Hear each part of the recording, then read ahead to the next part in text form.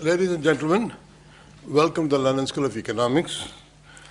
I remember a friend of mine who, at an early stage in his life, had to introduce a very famous author. And he sort of thought about this, and he got up and said, if I try to introduce the speaker, you will say, shut up, we know all about him. Tell us about you. Who the hell are you to be standing up here and introducing? And I'm in this very lucky position, because all I have to say, hey, here is Nandan, and sit down, and you all know who he is and what he has done and so on. So it's utterly pointless to be introducing somebody who is so well known. But just to put it in the context, this 2009 is witnessing an election in India in which the world is taking even greater notice than it did before. And it's not just the numbers, which are pretty staggering, 710 million voters, things like that. But people are puzzled about the outcome. How can we have such an amazingly chaotic politics? How can one contemplate coalitions or whatever it is, 15, 20 parties, caste, religion, tribal divisions, and how does it all work? And what is it? How come India is this amazingly dynamic, successful entrepreneurial economy with lovely, shiny IT centers, especially the Infosys campus in Bangalore, and it's totally messy politics? And I've often been asked, is this just a correlation, or is there a causation? I mean, is one the cause of another, or what is it? And I think one of the nicest things in the last few years has been, in India, the emergence of an amazingly talented, globally competitive, well-known class of business people. And after, as Nandan says, after decades of treating business with contempt, sheerly out of ignorance of economics and of history, but I won't go into that, at last India has been able to take advantage of the enormous talent it has. And Nandan's book is also remarkable because normally businessmen are not supposed to write books about how to improve the country. That's the task of politicians. Especially people who can recycle their fathers' and grandfathers' ideas. And so I think it's an absolutely thrilling moment to be able to introduce Nandan and his book, in Imagining India, Ideas for the New Century. And I have sat enthralled in front of a television screen for hours on end when Nandan has been educating almost all of India about his ideas. I've had a great pleasure, and I'm sure you are about to have that great pleasure. Nandan Nilekani.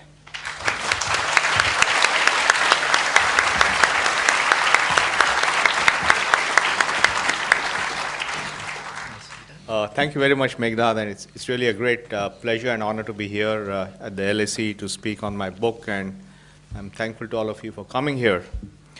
I'll spend the next 35 to 40 minutes talking about my book and why I wrote this book and so forth.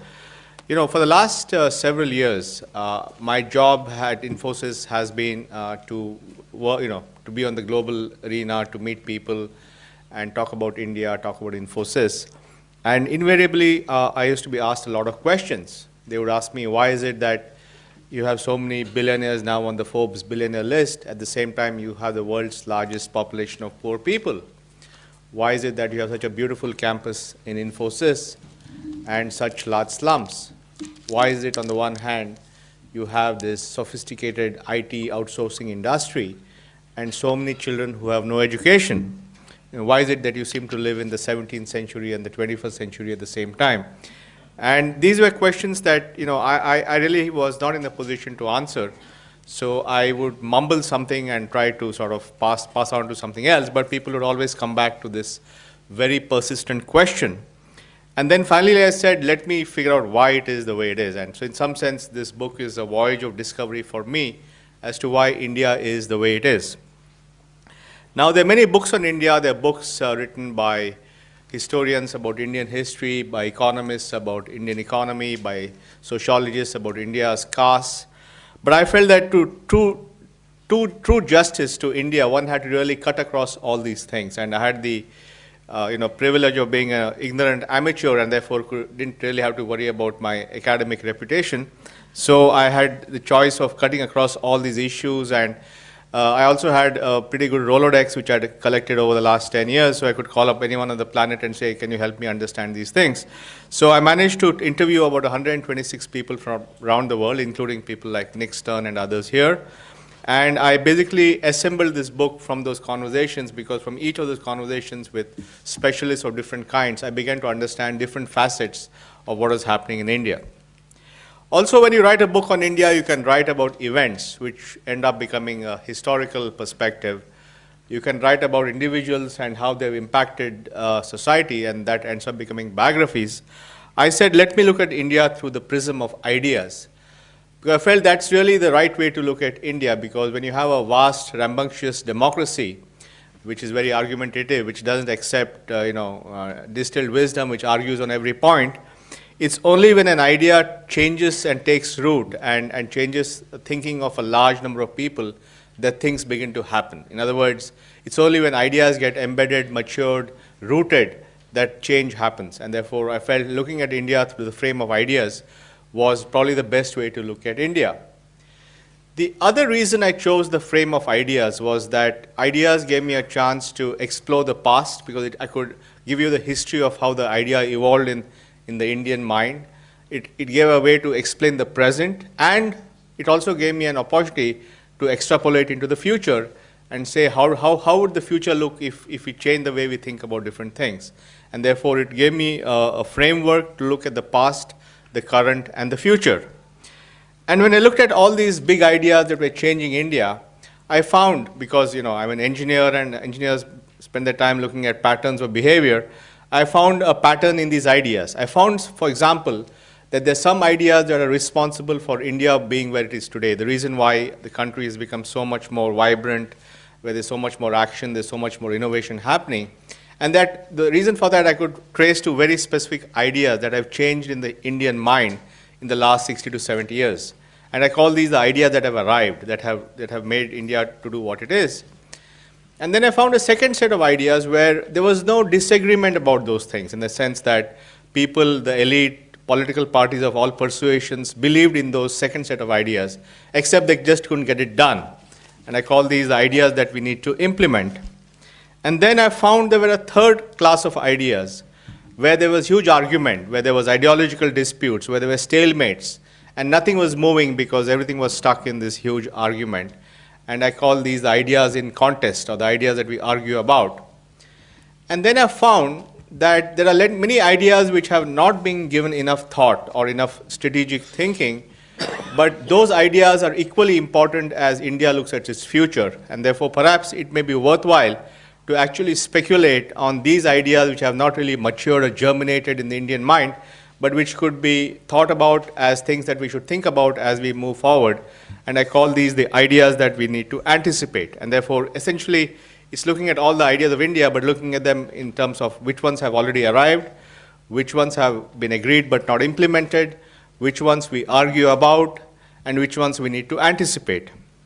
Now, what are these ideas which have arrived? What is that? What are those ideas? And to understand the full import of the impact of these ideas, we have to understand what's happening in India versus what was happening in India 40 years back. In the 1960s, India was an economy that was growing at 3.5% a year. This 3.5% a year rate of growth was popularly called as the Hindu rate of growth.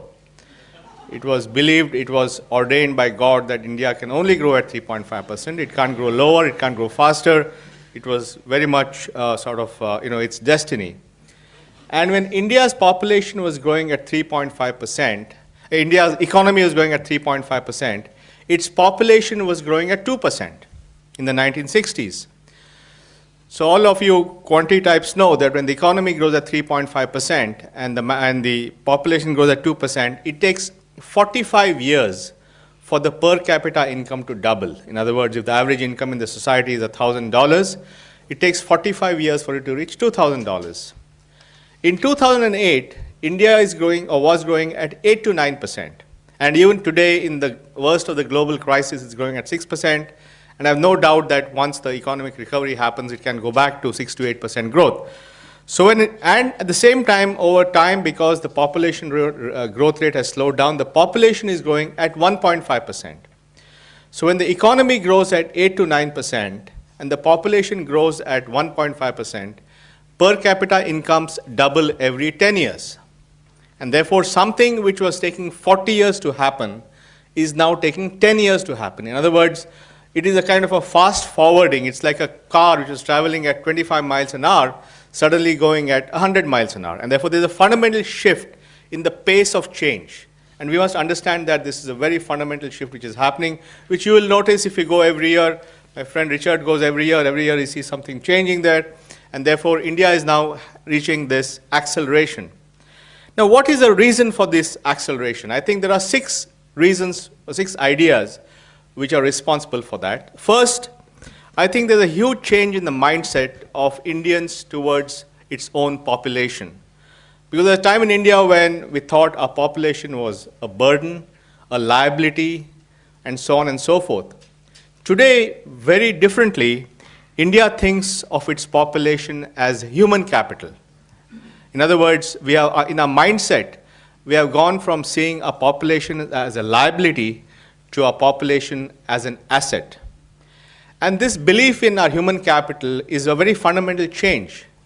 Because when you start thinking of your people as human capital, then you start trying to figure out how best you can harness the dividend of your human capital. And human capital or people can only be, contribute if they are healthy, if they are skills, if they are educated, if they have roads to go to work and to school, if they have lights to study at night, and if there are jobs that are created. In other words, unless you create an environment where people are healthy, happy, productive, they are not really going to be very useful. And therefore, when you start thinking of your people as human capital, you start saying, what do I need to do to really make this human capital productive? And this is a very fundamental change in the Indian mind.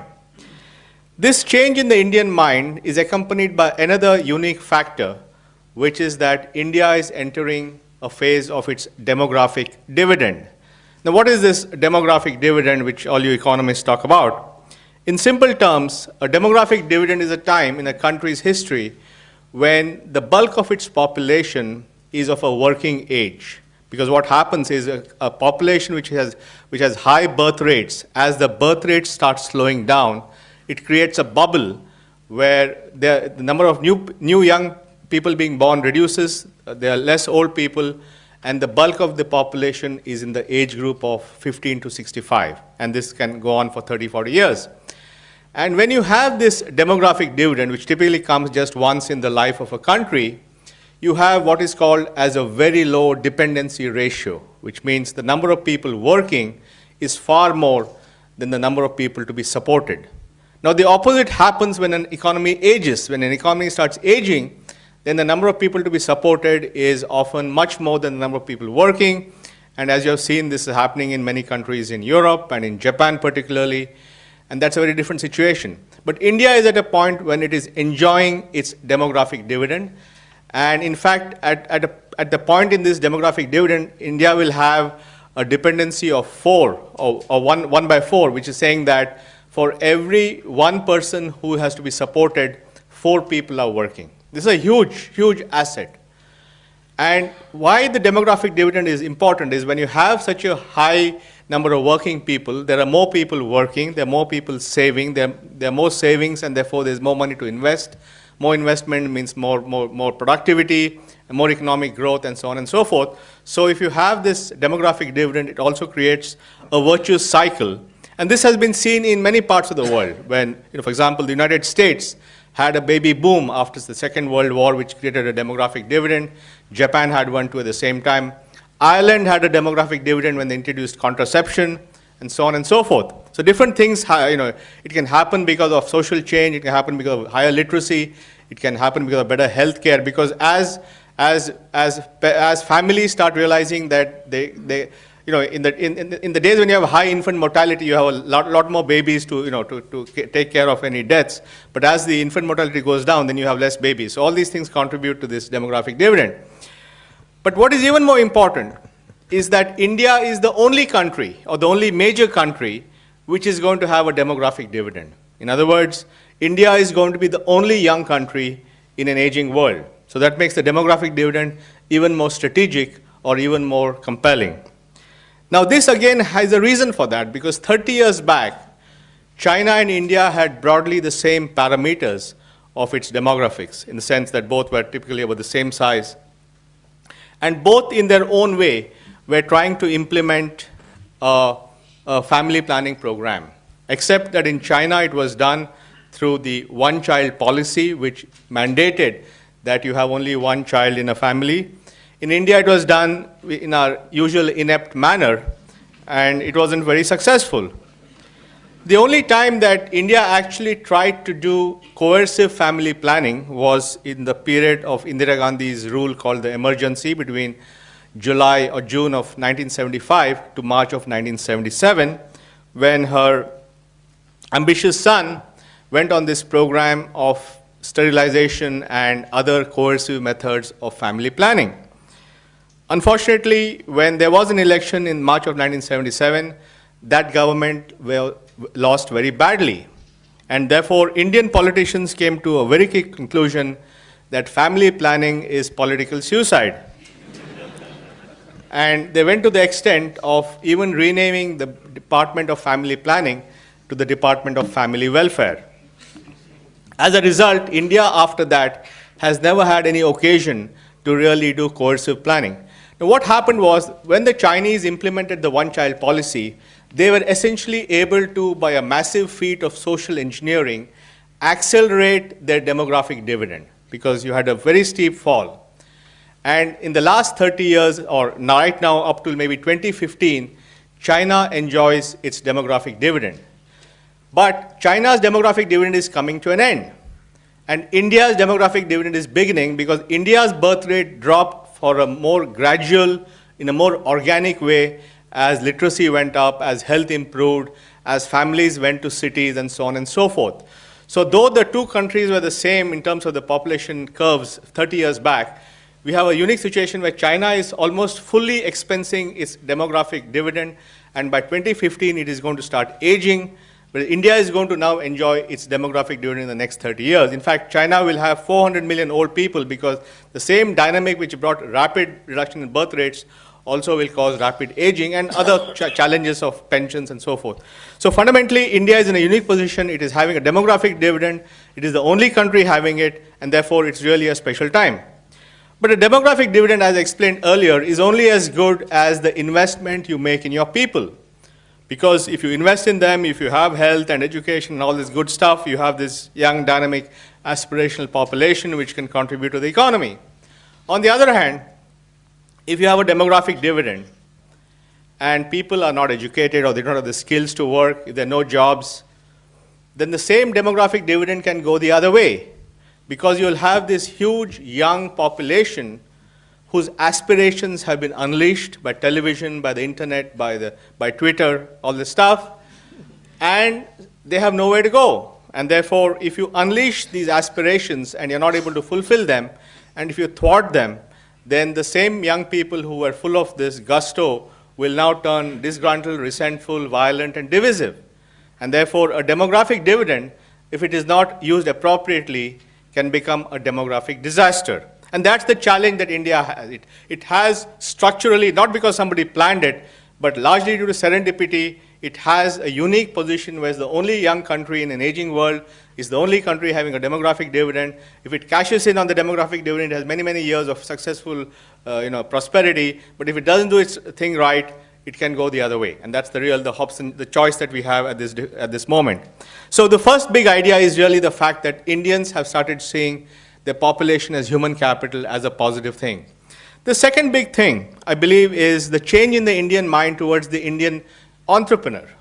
And India has had a very contentious relationship with its entrepreneurs, partly because people saw after India got its independence, partly the overall influence of socialistic thought, and partly because we got independence from an empire which was earlier a company, and therefore there was a lot of negativity about business, and only now that has changed, and therefore society has changed and has gone from being suspicious about entrepreneurs to becoming much more appreciative of entrepreneurs. At the same time, the Indian entrepreneur has also changed. I call that phenomenon as from Bombay Plan to Bombay Club to Bombay House. Now, what do I mean by that? In 1944, the leading businessmen of the day, the J.R.D. Tata, G.D. Birla, Purushottam Das Thakur Das, John Mathai, all these people got together and said, how should we look at a new independent India? And they came and they prepared a document which is known as the Bombay Plan.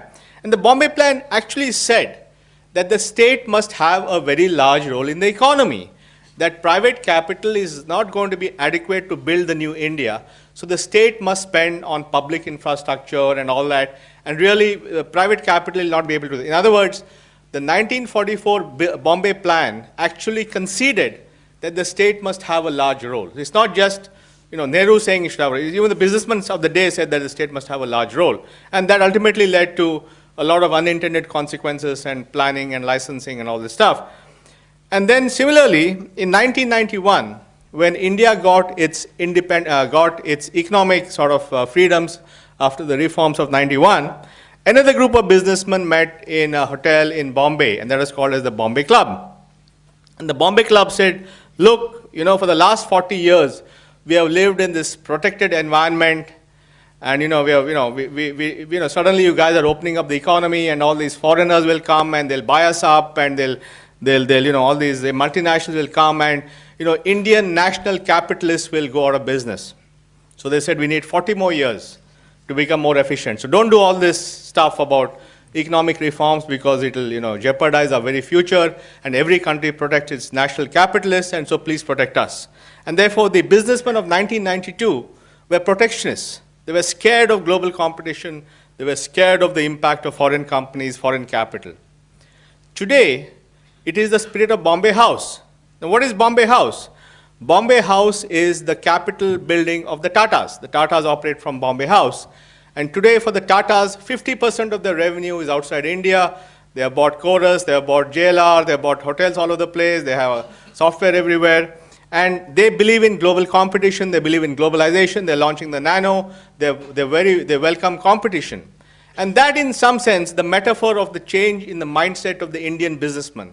From the businessman of the Bombay Plan of 1944, who wanted a large role for the state, to the businessman of 1992 Bombay Club, who wanted protectionism, to the businessman of Bombay House, who is ready and fearless about global competition.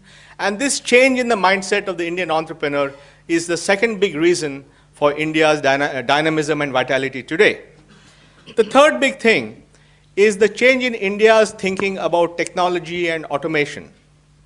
In the 60s, India thought of technology as something forbidding, something that was, they called computers as job-eating machines. Even today, I think somebody from Samajwadi has said that, but anyway, this was much more prevalent in the 1960s. And computers are supposed to be job-eating machines. And as late as 1980s, when the Reserve Bank, which is like the Central Bank of India, came out with a report on bank automation, they didn't use the word computers. They called them ledger posting machines. And they believed they would fool the unions by calling them ledger posting machines. And when they had to come out with a report on more powerful versions of these machines, they called them advanced ledger posting machines.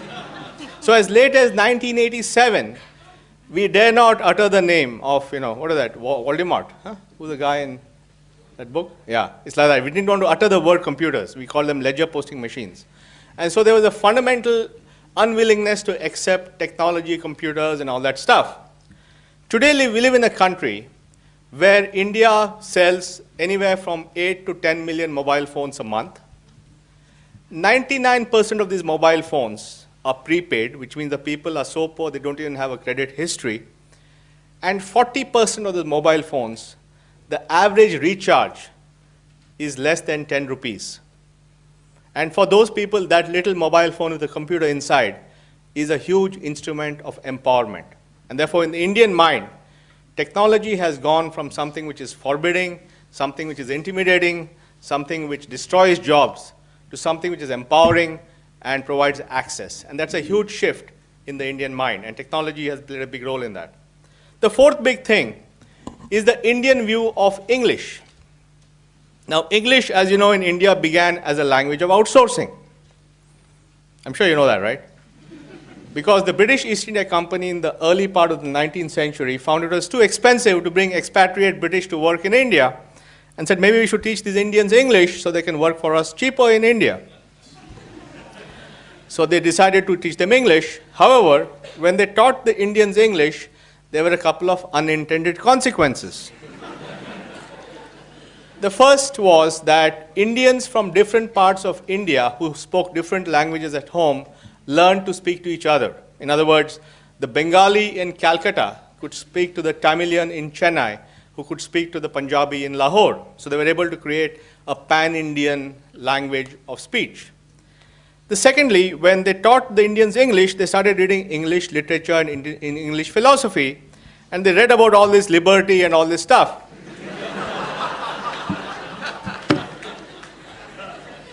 So they said, you know, you guys are writing all this stuff about liberty and fraternity and all this. Why can't we have the same? And therefore, it created the basis, the genesis for Indian, the political parties like the Congress, which fought for Indian independence. So English had these unintended consequences, except that when we came to 1947, they said, look, here is a new independent country, and we are, removing the yokes of imperialism. How can we use their language? It sounds ridiculous that we should be using their language because it's like keeping them back. And therefore, we had many national languages, and Hindi was supposed to be the official linked language all around. There was only one problem, that Indians spoke hundreds of languages, and there are a lot of these guys who didn't know Hindi, especially the Tamilians from Chennai, who said, we can't make this Hindi the national language because then we'll lose out because we don't know how to speak this stuff. So they agreed on a deal where they said they'll keep Hindi for 15 more years, from 1950 to 1965, temporary deal, accommodation. In 65, we'll do all this Hindi stuff.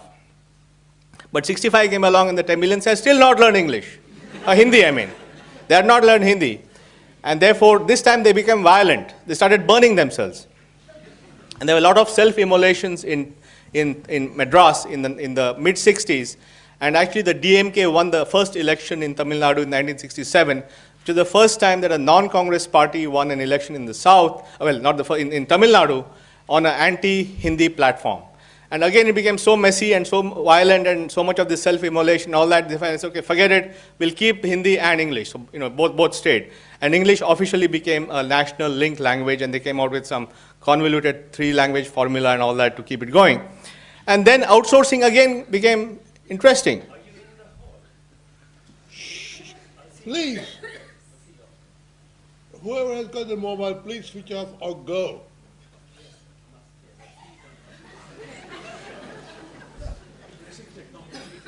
He's clearly using his mobile phone well. So anyway, then outsourcing came back, and suddenly English became again aspirational. And now everybody wants to learn English. Even the poor are saying, I didn't learn English, but I want my children to learn English. So English has come full circle, and now it has become a language of aspiration.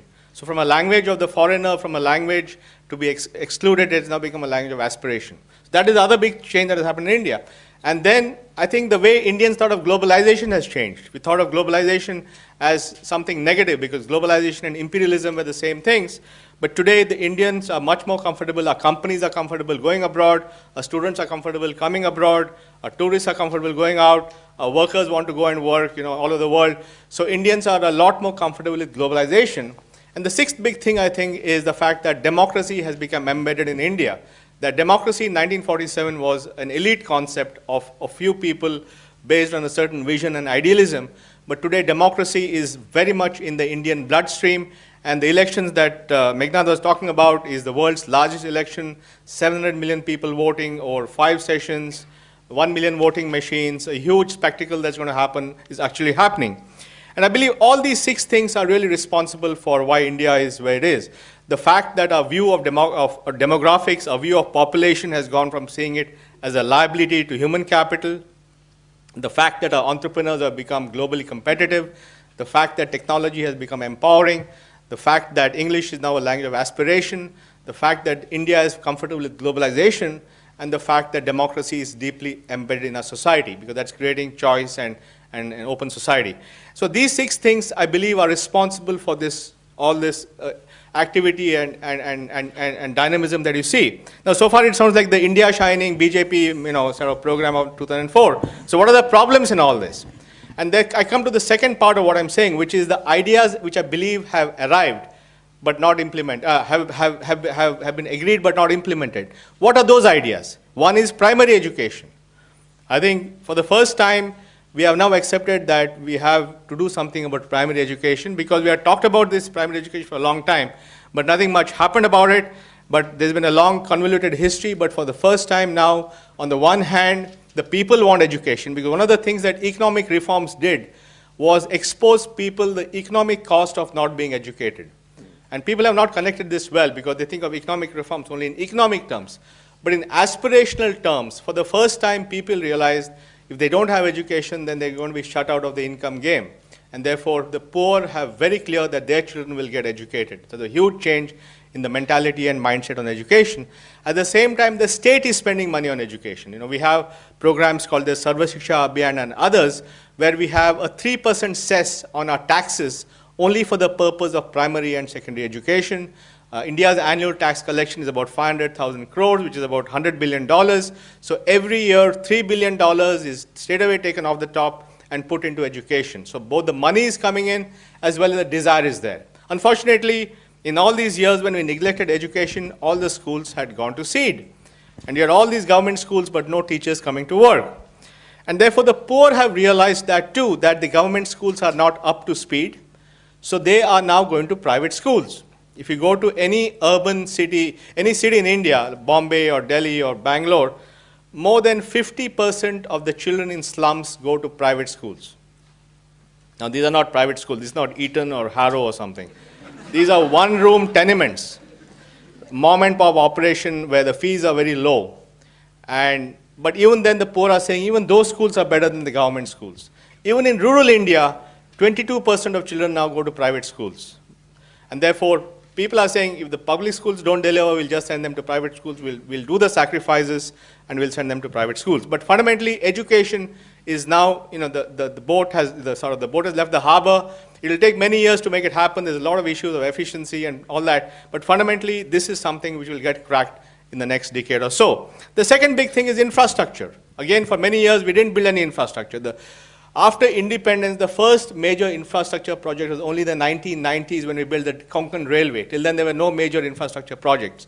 And now infrastructure has become very, very compelling. Everybody wants infrastructure.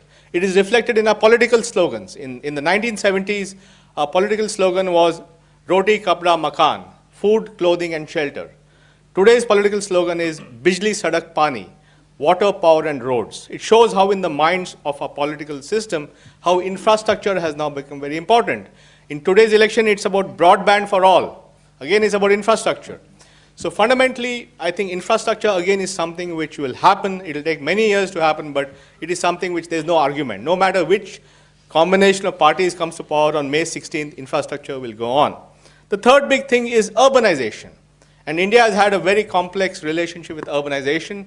And I believe there are two reasons for that. Part of it was the Gandhian view that India lives in its villages. And villages were romantic republics and Panchayat Raj and all that stuff.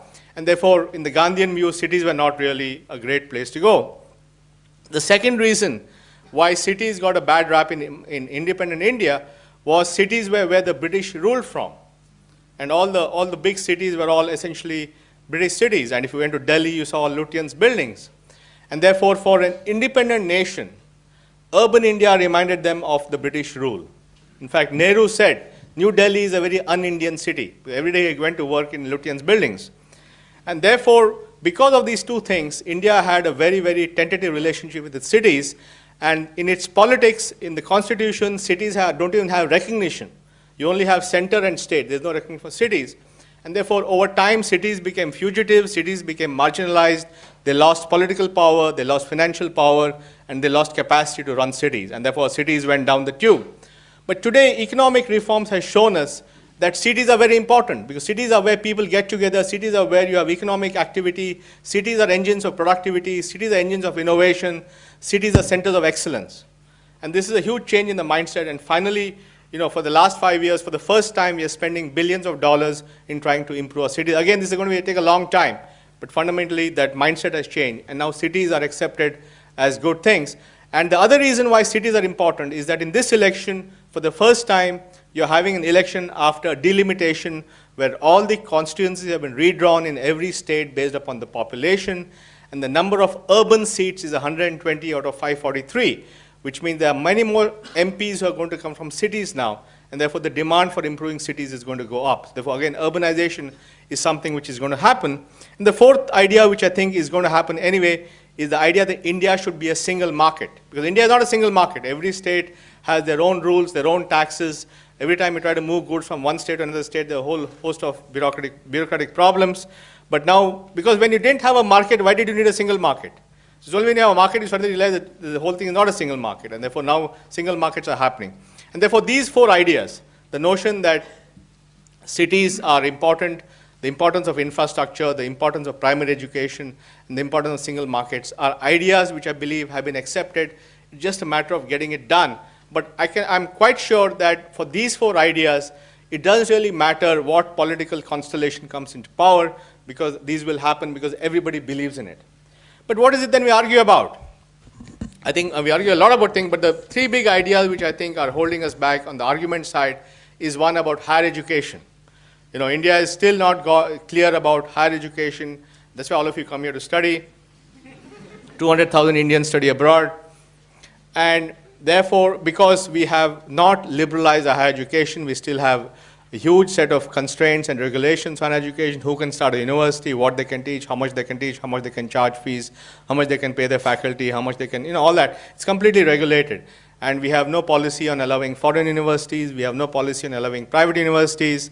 So it's a very, very big argument which is waiting to be opened up. And that's a big challenge that India has, that we haven't really opened up our higher education. And it's going to be a huge challenge, because you're going to have all these young people going to school and higher secondary school, and there won't be enough colleges and universities to deal with that. And that's a big challenge that we have. The second big challenge is on our labor reforms, because fundamentally, because we have a set of very antiquated labor laws, most businesses outsource it to informal labor, and therefore we have a situation where 93% of Indian labor is in the unorganized sector. So you have this very barbell effect, where you have 93% of the employees who have no rights and who are the first to get hurt when there's an economic slowdown, and you have some 2% who are in this highly unionized category who cannot just, you can do nothing about them. And we have created this very unequal system, and this again has been a holy cow for many years. But that again is something we need to really reform to create an equitable balance between the rights of employees and the rights of employers. But that's the only way you're going to create formal sector jobs which are required to really address this demographic dividend. And the third big argument is about affirmative action. How do you handle the whole issue of social exclusion? How do you make sure that people who have been left out get a chance, a leg up in this society? Is it through reservations? Is it through affirmative action? Is it through a point system? All those reservations and arguments about labor reforms are the three big ideas whose arguments are essentially holding up the progress of India. Now, if India is able to take these 6 ideas which are responsible for its current dynamism, if it's able to implement what there is no argument about, like primary education and cities and so forth, and if it's able to resolve these arguments about a higher education and labor and so on, it has the potential for many, many years of economic growth, which can take it forward, because all the other factors are in place, the young population, the high savings, and all that. But then when you start doing that, you come to what I call the challenges of prosperity. What do you do when a country becomes, start getting rich? Because then you have to go around and look around the world, what's happening elsewhere. And we have to make sure we don't make the same mistakes. Now, what are those things? First, I believe it's about what happens when a young population starts aging, because we have seen what aging happens in other countries. The cost of healthcare go up, as is happening around the world.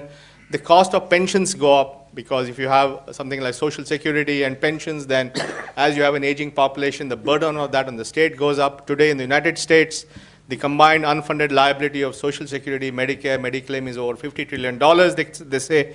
So fundamentally, you create all these unsustainable entitlements. And it's happening here too. And therefore, is there a way, when a population is young, to design its health strategy, to design its pension strategy, so it does not create long-term challenges? And that's very important. And here, we can look at what's happening elsewhere to make sure that we don't repeat the same mistakes. And I talk about that strategy in my book. Similarly, the other big challenge is environment and energy. Because when the Western development happened, they hadn't heard of something called global warming. So, development happened and they burnt up all this coal and oil and all this stuff. But now with all this new challenge of global warming, which is a fundamental challenge. And to give you a sense of the challenge, now today, the per capita consumption of CO2, or the per capita emission of greenhouse gas, is very different in the world. In the US, it's 20 tons per person per year. In Europe, it's 12 to 14 tons. In China, it's 4 tons per year. In India, it's 2 tons per year. But this is, even this level of CO2 emission is increasing the greenhouse gas in the world. And when industrial progress began in the 1850s, the total greenhouse gas in the atmosphere is about 280 parts per million. Today, it's at about 430 parts per million. In other words, it's gone up by 150 parts per million, essentially by industrial activity in the rich countries. And all these guys who meet the IPCC and all these guys, and Nick and all these guys, they say that if we go beyond 430 parts per million, then we are going to reach unsustainable levels of global warming, which means approximately half the reservoir of this planet has already been consumed by the rich countries. And if we are really going to stabilize this greenhouse gas, it will require it to stabilize at about 20 gigatons per year. Now in 2050, if the world population is going to be about 9 billion, that comes to about 2.5 tons per person per year, which is 1/10 of what the Americans now have. So fundamentally, if India will have to come out with a different paradigm to make sure that we are able to survive in this manner, because historically, there has been a linear growth between greenhouse gas consumption and income growth. Income grows, energy consumption grows, greenhouse gas emission grows. Now, if India is to grow at 8% a year and double every 10 years, between now and 2050, its per capita income will go up 16 times. There's no way its per capita greenhouse gas can go up 16 times. And therefore, fundamentally, it will have to think of a different paradigm of dealing with energy which is not there yet, which is the so-called post-carbon economy. And it has to do it right now. It shouldn't go and build 30, 100, 300 coal plants for the next 20 years and then say, oh, we can't go this way and go somewhere else. You can do it right now by building a whole new model.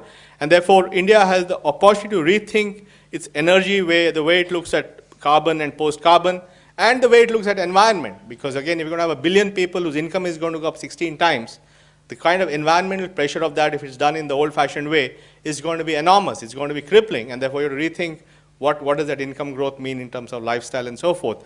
So fundamentally, my point about anticipating India is understanding that in the rest of the world, it's facing challenges of energy, of environment, of health, of pensions, and saying, let us anticipate these things. There's no need to repeat the mistakes that the rich countries have done, but actually factor in these learnings, look in the rearview mirror, and figure out a different way of doing these things. And that's really what the last part is all about. So fundamentally, I would say that India is at this strategic opportunity. It is enjoying a demographic dividend. It's the only young country in an aging world. It has the potential to leverage that to create a prosperous country which addresses the challenge of poverty and population. Or if it doesn't do the right things, it could go further into this whole maelstrom of divisiveness, and the choice that India has to make so that it can really be the country for the 21st century. Thank you very much.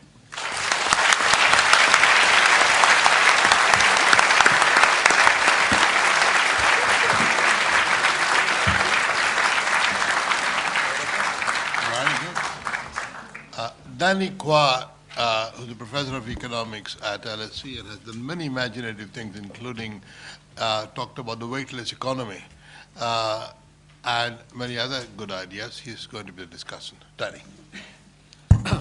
Thank you, Magnan, and thank you, Nandan, for a wonderful lecture and presentation. This is an exciting book that Nandan has presented to us. In his lecture this evening, he has gone through it in 3 parts.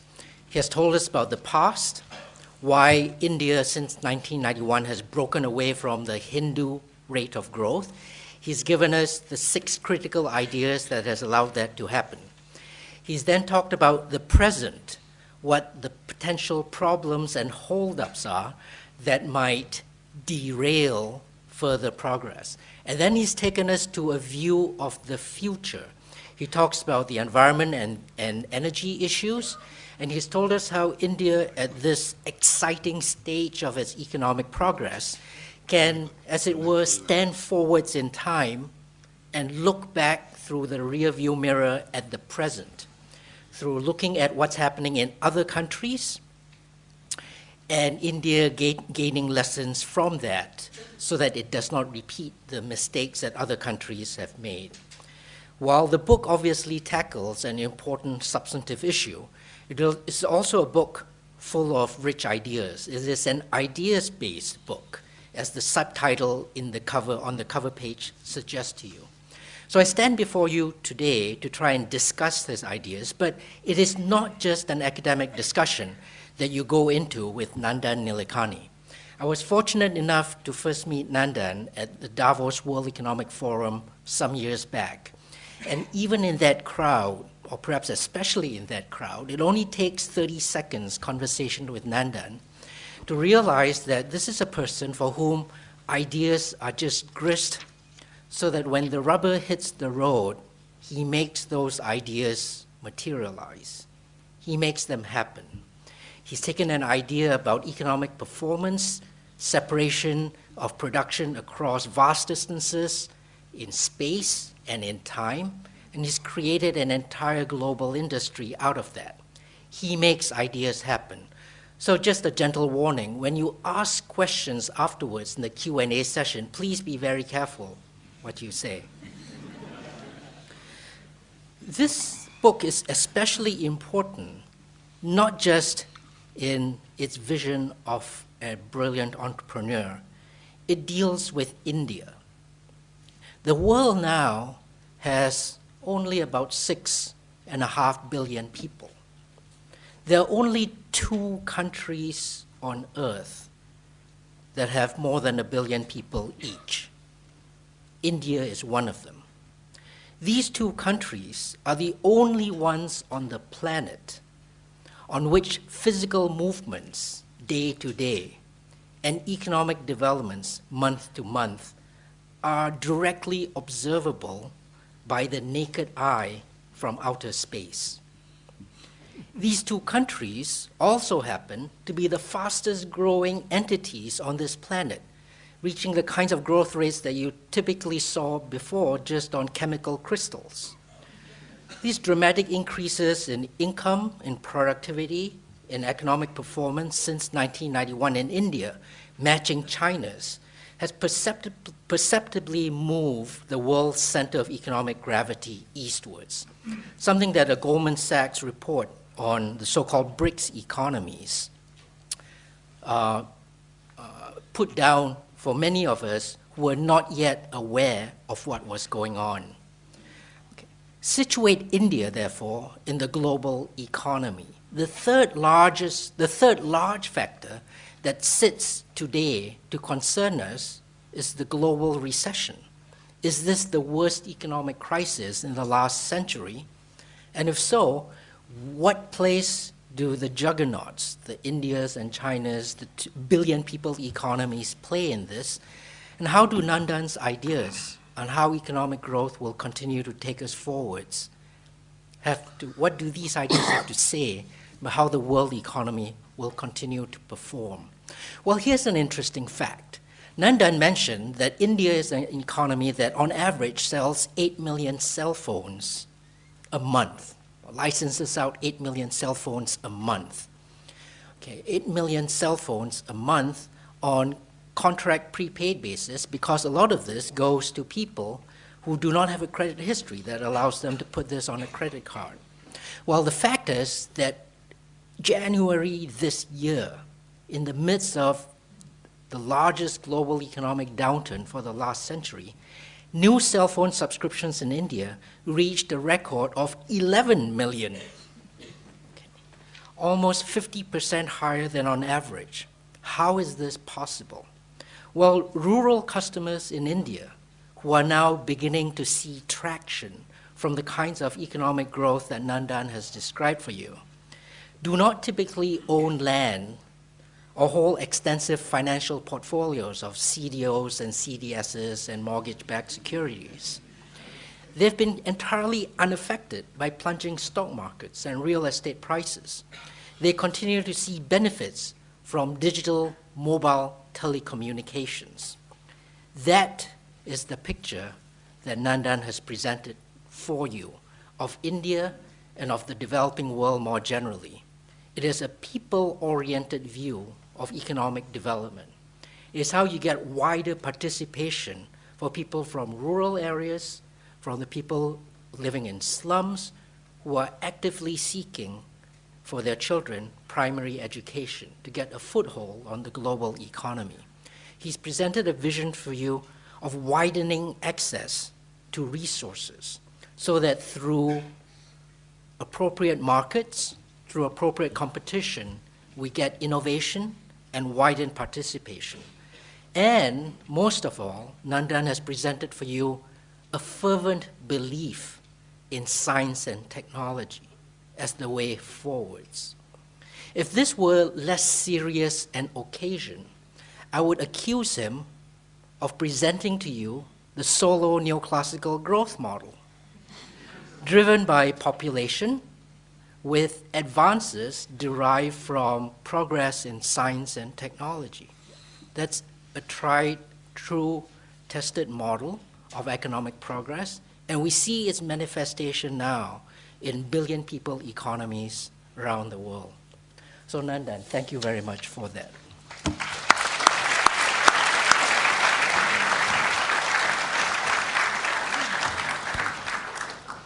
Now, we have an opportunity to ask Nandan some questions. Now, this is when I get into my hyper mode. First of all, we shall use the House of Lords tradition that everything has to begin with, does the speaker agree or not agree that? And the question. Don't want a summary of what he said, don't want a summary of what you think. Even a short one. I want questions, and only one question, because equity demands that as many people get chance to ask questions as possible.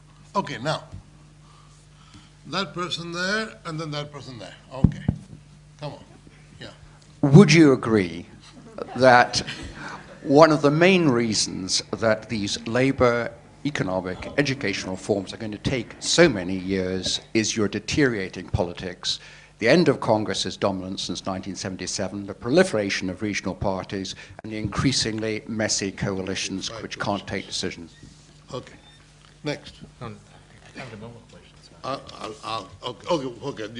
Okay, he's going to do it his way. In the House of Lords, you take 5 questions at a time? Managers are difficult to manage.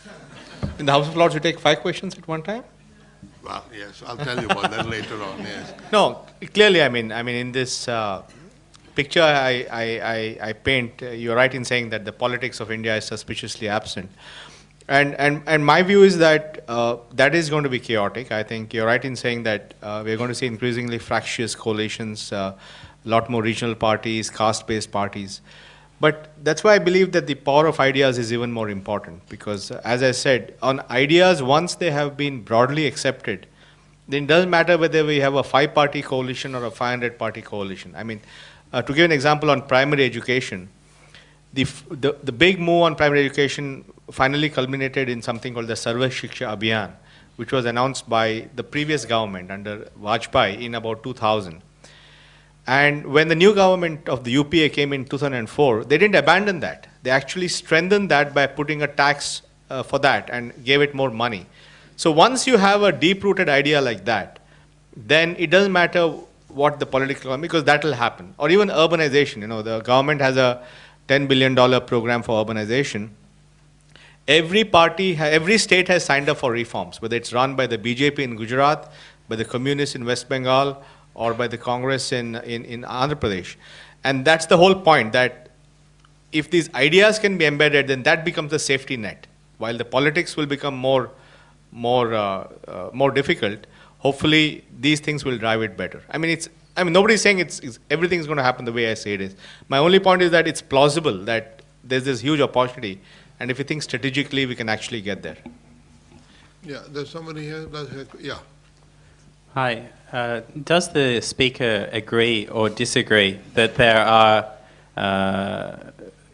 important fundamental differences in the entrepreneurial culture in big business between, say, America, Europe, and India, especially given a more salesmanship style that one often sees in old industries and in more American style industries, and the more engineering, more scientific approach that you've evinced tonight?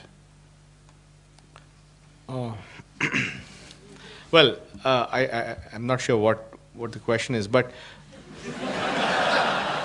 Don't ask. But let me say that I think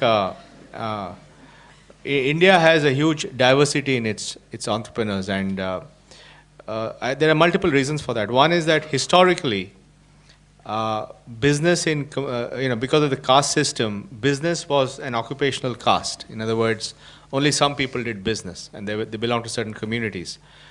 But what modernization has done is actually has made the barriers of entry to entrepreneurship drop. So people who are not historically from a business background can get into business. So people like me are not from a business background, but we have got into business. And I think therefore that combination of traditional businesses, the new people coming into business, the fact that we also have a large state-owned business, I think all this is creating a very good cocktail. Now, I don't know what you're saying. Are you saying Indian business is less salesy or something?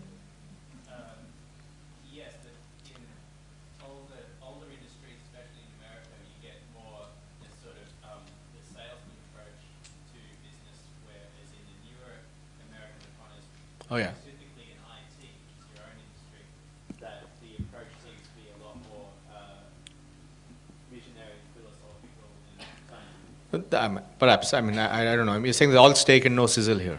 All right. Okay, gentleman there. Thank you. Does the speaker agree that that it might be too late by the time our political institutions come to age to reap our demographic and other positive points, which might be for the next 30 or 40 years? And may it be time to leapfrog in our political arena as well? Well, I think you're right in saying there's a window of time, and that window of time we could run out of time in that window, because the demographic dividend is not going to wait for anyone. I mean, that's going to happen. And what actually makes the demographic dividend even more scary is that when you actually unpeel the Indian demographic dividend, there are two curves. There's one curve in the south and west of India, and there's one in central India. And the bulk of the demographic dividend is in the second region, because already the populations in the south and the west have started to hit replacement levels of fertility. Today, for example, if you look at the birth rate in Kerala, it's like a West European country. And essentially the south and the west of India is going to start aging now. And if you look at the births in the next 25 years, only 12% of the births will be in South India. 50% will be in 6 or 7 states. Uttar Pradesh, Bihar, Chhattisgarh, Jharkhand, Orissa, and Rajasthan and Madhya Pradesh. So, and that's where also the political challenges are the most, because of so it is definitely, it's a race against time, because on the one hand, you need for the politics to improve, you need a larger, more enlightened, more development-focused middle class to change politics. But if that doesn't happen in time, then the politics will be bad. So I agree with you that there is a race against time, but it's important for us to understand that there's this race against time and hopefully mobilize people to focus on these issues. Okay, gentleman there at the top, yeah. No, right here, yeah. does the speaker agree that there's been a fundamental shift in attitude in terms of looking at India as just a business process outsourcing hub to a knowledge process outsourcing hub? No, I think I don't think it was ever seen as a business process outsourcing hub, because actually the IT and knowledge work out of India precedes the BPO business. I mean, the IT business in India began in the 1960s, and the BPO business began in the 1990s. So it's actually the 30-year history of that. So I think there's no question. If you look at the composition of revenues, you're talking about, India today does about $50 billion of global IT and IT services. The bulk of that is knowledge activities, it's technology, it's high-end technology transformation. So actually, it's very much now a knowledge-based export business. Okay, I'm surprised women are not asking questions. Well, that one, this gentleman there, yeah. I mean, Hi, Nandan. Do you agree that students sitting here, Indian students and other Indians sitting here, the most important thing they need to do to ensure that India progresses, probably using your ideas, is to go back and engage seriously in politics, probably contest elections? What do you make of people doing that in this election? No, I think certainly the more well-educated and well-meaning people come into politics, I think that's good news. And in fact, one of the things you will notice in this election is a remarkable number of people from non-traditional political backgrounds. So contesting in my own city of Bangalore South, Captain Gopinath, who's actually an airline entrepreneur, is standing for election. In Shashi Tharoor is standing in Trivandrum. There's the CEO of a bank who's standing in Bombay, Meera Sanyal, and there's Malika Sarabhai standing, who's a dancer standing in, and so on. The many cases. So clearly, now it's not clear to me how many of them will actually, win. But I think this trend will continue, and it'll take many years. And I think we must recognize that. I think in Western democracies, it also took them hundreds of years to reach a full stage of democracy. In India, it'll take time. So while I don't say everybody should go back and join politics, I think they may have to pay off the loans and all. I don't know what the challenges there are. much more money to be made in politics. No, they're not. He's going for something different. Certainly, I think in the next 10, 15 years, I do hope more people will be there. The lady there, yeah, right. No, on this side, yeah. With regards to your ideas on corruption, where would you place? Can you hear? Yeah. With regards to your ideas on corruption, where would you place it in your categories? Ideas that have been accepted but not implemented, or as in challenges? And also, what are your ideas on this? See, I think I didn't want to promote corruption as an idea. So I didn't. It's too late for that. I didn't have a chapter on that, but I think certainly it's a very pernicious and debilitating part of India, and I think it is something which will take time, because part of it is because of lack of good public services. So you have to do something. You have to pay money to get public services. Part of that has to do with resource allocation. Part of that has to do with lack of jobs. So I think there are a number of issues, and it will take time to really get effectively sorted out. But ultimately it will happen because there will be more and more people who will want a fair system, and they will demand that fair system. And the only stable equilibrium is a fair system. So that's how it's going to happen. And it's going to take time. It's not going to happen in a hurry. Okay, the gentleman here.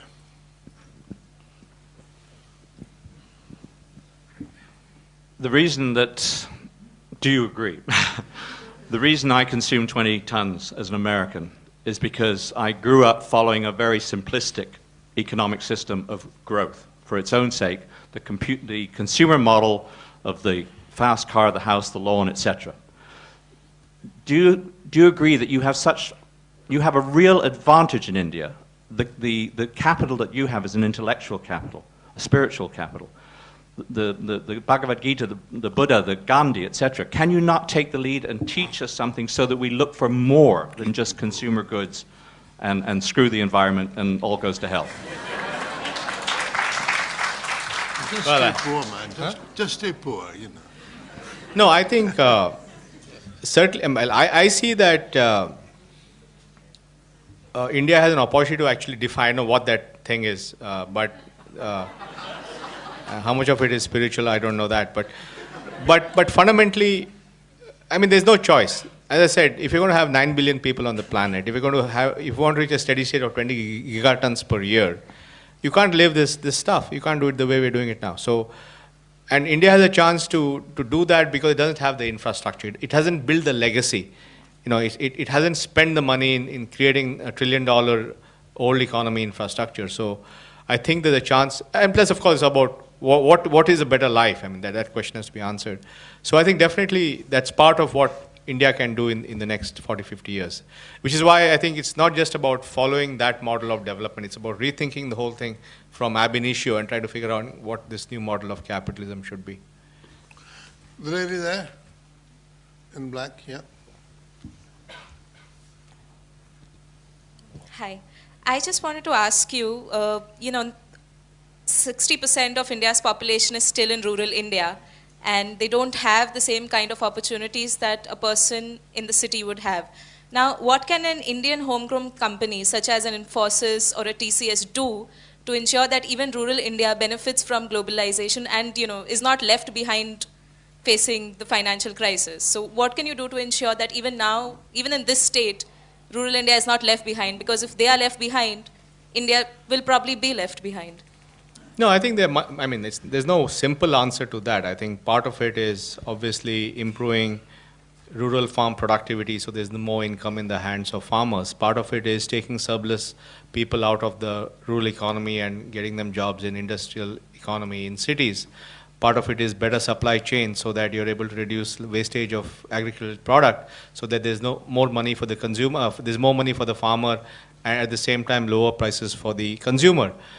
I mean, there's no one quick fix to that.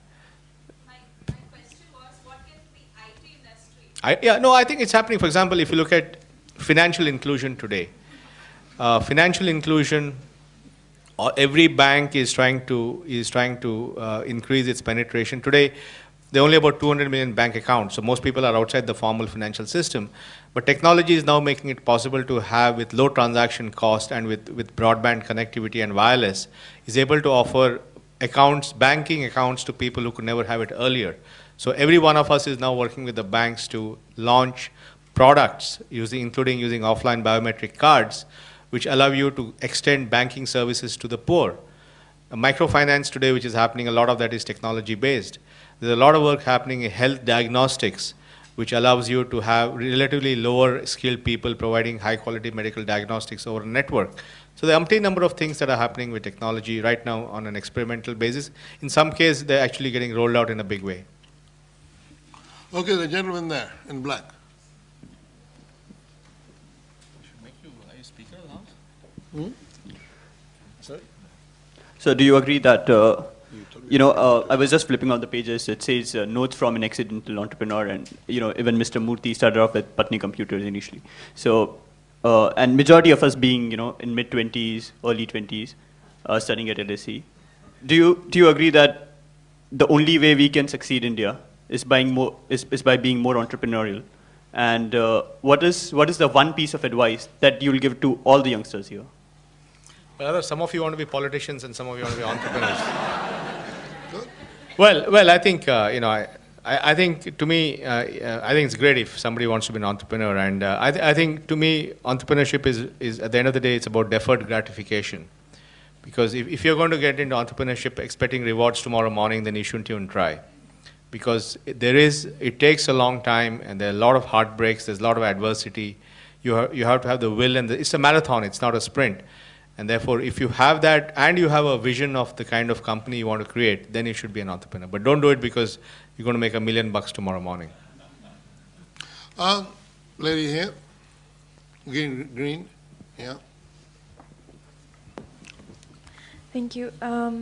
Sir, do you agree that all technology is not good? What do you think about the cotton farmers committing suicide every 7 minutes in India because of the genetically modified seeds? Actually, I'm not sure about that argument because I've talked to many people. I've talked to a researcher at the University of Washington who's been studying this, and she actually says the opposite to me, that actually BT cotton is helping. So it's not clear to me that whether that data is correct.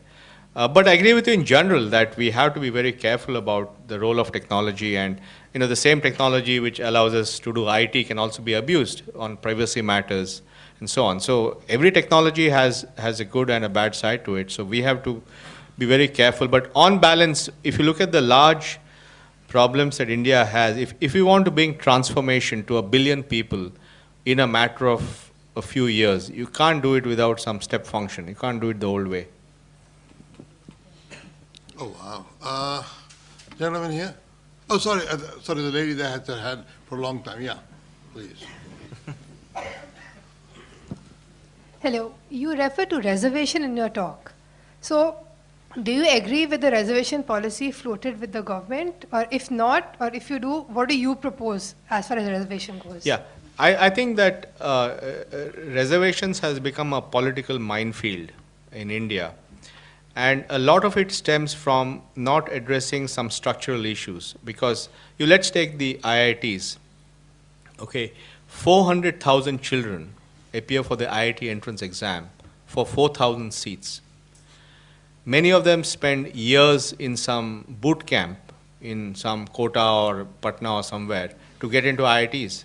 The latest report says they're going to start these boot camps in the 6th standard to get into IIT. I mean, this has gone crazy. Now, what has happened, therefore, is because we have not bothered to reform and expand access in education, we are creating this huge Darwinian system. And then the soft option politically to address the issue of social exclusion is to say, okay, there are 4,000 seats, so we'll reserve 2,000 of them for this caste or that caste, which is a very wrong way to go. The real way to go is to, expand those 4,000 seats to 40,000 seats or 400,000 seats. And then there's no shortage. Then you can reserve as much as you want, but it doesn't make a difference. So I think because of the shortcuts we have chosen, it's been a very pernicious system. So I believe the real thing is to expand capacity dramatically, allow private universities, allow foreign universities, let anybody do that subject to quality and all that, and provide a whole host of affirmative action programs so that people from socially excluded backgrounds get a chance to have an education. And these are all shortcuts and political instruments. And essentially it's a battle of middle class elites. It's middle class backwards against middle class forwards. It's nothing to do with the poor. The poor have nothing. That poor kid in Bihar who's not got education, it doesn't matter if there's reservation IIT or not for him. So I think it's a very pernicious and convoluted and sort of perverted way of addressing social exclusion. Gentleman back there.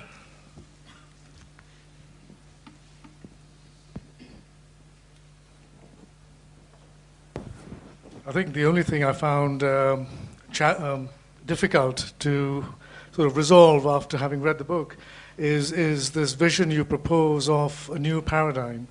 I mean, I'm struggling to think that, Gandhi had one approach, Nehru had a diametrically opposed approach. Perhaps Vallabhbhai Patel sat in the middle.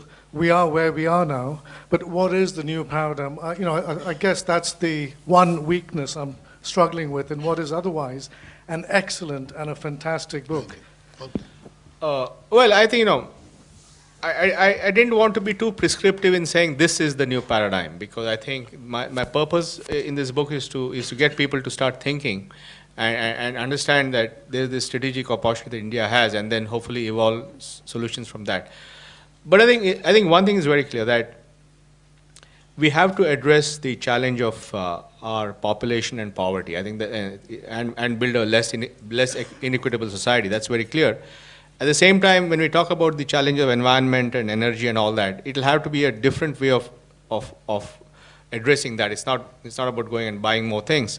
So I think that paradigm, which I don't know what it is, but it'll have to come somewhere in this. That is, we address the challenge of poverty and population and give people a better quality of life. At the same time, you do it in a way that you don't have the impacts, negative impacts of that on the economy and the ecology. And somewhere in that is a space. Now, I didn't want to be the guy saying this is it, but I think this is really to provoke people to think about this in a more strategic manner. Sure. Okay. Gentlemen here.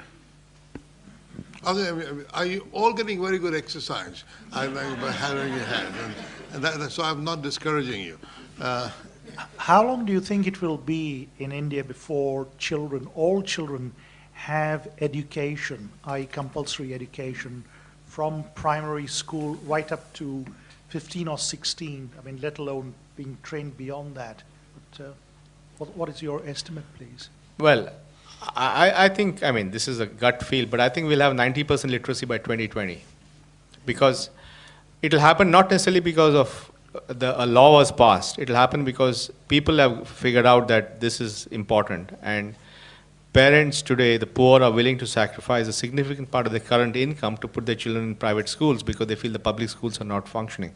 Or the public schools will improve as the money spent delivers more results. But in that whole chaos, I think you will see, as it is, enrollments have gone up. At the same time, quality of outcomes has not gone up. So, but at least the kids are now coming into school. The next step is to improve the outcomes. I think in the next 10, 12 years, you'll see significant improvements in literacy. How many more do you think? Whatever, Ruth. I'm fine. I think I'm okay. One over there, at the back. That's fine. I mean, Hi. I have to help people who are sitting in. What lessons, if any, can India take from China's economic expansion, and what lessons have you learnt yourself from dealing with Chinese entrepreneurs? Sounds like a term paper to me. Yeah. Something like that? Sounds like a term paper. Trying to save some time, huh? Exactly. Well, I think clearly the way China is able to implement both scale and speed is something that's extraordinary, right? I mean, the way they're able to build new roads or build new airports or move 100 million people from villages to cities. So the scale and building 100 IIT-like institutions. So that's something which India is not capable of doing. At the same time, I think China, for example, today I think faces certain challenges. The challenge of aging. I think what has happened, I was talking to a demographer friend of mine, and he said that when they did this one-child policy, this policy was actually developed by a bunch of aeronautical engineers who did a spreadsheet and said, my God, this population is going to grow to 2 billion, so if you put in this one child in some spreadsheet, the population will maybe stabilize at 1.5 billion, and that's how they went. But what has happened, and this is the classic situation of the unintended consequences of large social engineering, is it's creating a whole host of issues. They got the short-term bump of the demographic dividend. Rapid aging, 400 million old people, huge pension costs. They don't have a pension system to pay for that. Childhood obesity, because you have one child, you give them chocolates and ice cream and all this stuff. Highly individualistic behavior because you haven't grown up with a sibling. And this whole 1:4 thing, one child, 4 grandparents kind of thing. So it's actually created a lot of very and of course female infanticide, because you have one child, you want to have a male, so all that stuff. So fundamentally, this social engineering on that scale causes huge unintended consequences. So I think in Indian case, while we haven't done many things very well, because of the general inertia in the system, also something that could have done which had major negative consequences also has not happened. The other thing is that I think India has a much more domestic economy. 2/3 of the Indian economy is in domestic consumer spending. In China, it's 1/3. So I think they will have to now, with what's happening in the world, will have to reorient it towards much more of a domestic economy. So I think we have a lot to learn on implementation, scale, but I think on some issues, India is better off. Okay, the lady here. Thank you. I was very pleased to hear that you said they're at least thinking about implementing a single market in India. I'd like to ask you about what might seem to be a relatively minor detail, but perhaps it indicates a mindset. Regarding primary education, when I see schools, informal schools or NGO-run schools for children in the slums, or for the state schools, government schools also teaching these kind of children, I find that they are learning Sanskrit. And I feel, although I learnt Latin myself and was very pleased about it, we don't teach Latin now, and it does seem to me that there are so many other things that I just wish these children could be learning in the time available, more science and technology so on. What do you think? No, I'd like to visit the school where they're teaching Sanskrit. Exactly. Where are they? Delhi. Boris would like that. Boris Johnson would like that very much. Boris Johnson would like that very much. Well, actually I'm not aware, and you know, my wife Rohini does a lot of work in this sector, and she also is shaking her head. So I don't know where this is happening, but if it's happening, obviously I agree with you. I think they should be learning more germane things. But I think on the single market, actually, there's a lot of progress. I think, for example, India went from a sales tax system to a VAT system, and in fact now we have a national VAT system. And by 2010, they're going to implement something called GST, Goods and Services Tax, which will integrate both the manufacturing tax and the sales tax into one tax system. So all those will have significant impact on creating a national market. Okay, gentlemen there, on the edge. Yeah, gentleman here, yeah. Stop by before it. Yeah, sure. Hi. Would you agree that in terms of migration trends that the Indian economic boom has actually slowed down the so-called brain drain of professionals leaving India to pursue their careers elsewhere? And in fact, do you think there's any evidence of non-resident Indians and people of Indian origin now returning to India to invest and work? Sure. So certainly I think as the economic opportunity in India go up and there are challenges in the West, you will have more movement backwards. But I think even if it doesn't really matter. I think the difference is when India was sort of not in favor of globalization, then because you ran a closed economy, then anybody who crossed that left the system. So that was when it was a brain drain kind of thing. But when India becomes pro-globalization, then everywhere in the world, it doesn't matter where the person is, and therefore it becomes brain gain. For example, already if you look at remittances, India is the #1 country for remittances by Indians from outside into India. It's about $30 billion a year.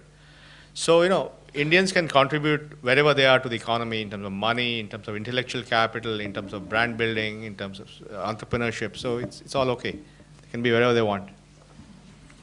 Okay, lady here in the middle. Yeah. How boring.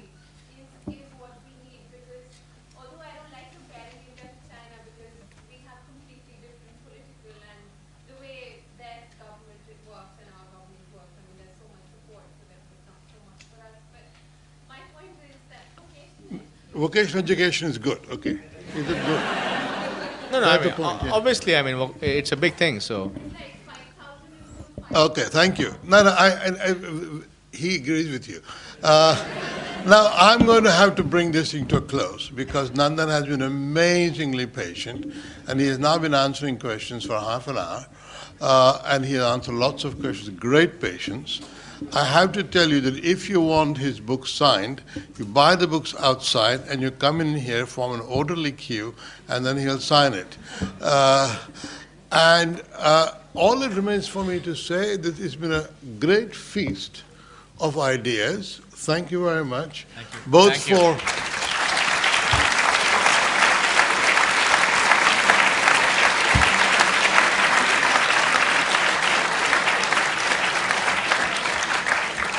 and thanks, Danikwa, for his discussion.